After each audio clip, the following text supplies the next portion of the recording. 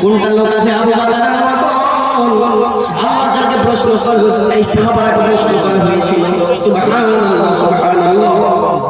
রে আজকে রোজা রেখেছে, আনা ইয়া রাসূলুল্লাহ আমি রেখেছি।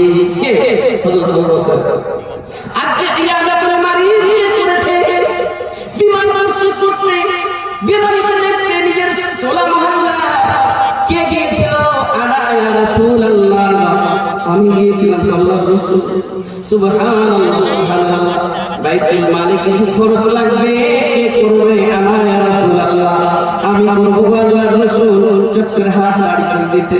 সুবহানাল্লাহ সুবহানাল্লাহ। আজকে এই মিসকিন আছে, মেহমান আছে, কি খাওয়াইবে? আনা ইয়া রাসূলুল্লাহ।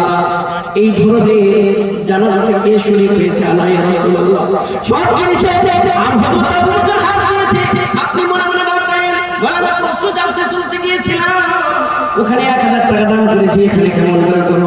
ভাই রে, আল্লাহর কোন বান্দা আছে 1000 টাকা নিয়ে আসবে, মাওলানা একটু দোয়া করে দেন না মা বাবার জন্য, তারা কি দেখতে পাই না? সুবহানাল্লাহ। তাদের সম্পত্তি খাই, কিন্তু তাদের কি হালাতে আছে, যে মাদ্রাসার জন্য দোয়া করে দেন। এই ধরনের হযরত আবু বকর রাদিয়াল্লাহু তাআলা আনহু সব জিনিস নিজের হাত দিয়ে করতেন। আল্লাহ ইয়া রাসূলুল্লাহ। রাসূলের কেমন প্যারা, যার ভিতরে এত সুন্দর গুণ আছে রে বাবা, যার ভিতরে এত গুণ আছে, খুব অন্যায়, খুব ভালো, খুব ভালো, তাকে জান্নাত যেতে কোন এমন শক্তি আছে যে বাধা দিতে পারবে?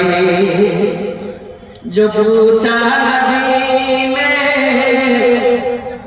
कि कुछ घर भी छोड़ा, सुनिएगा, जो पूछा नबी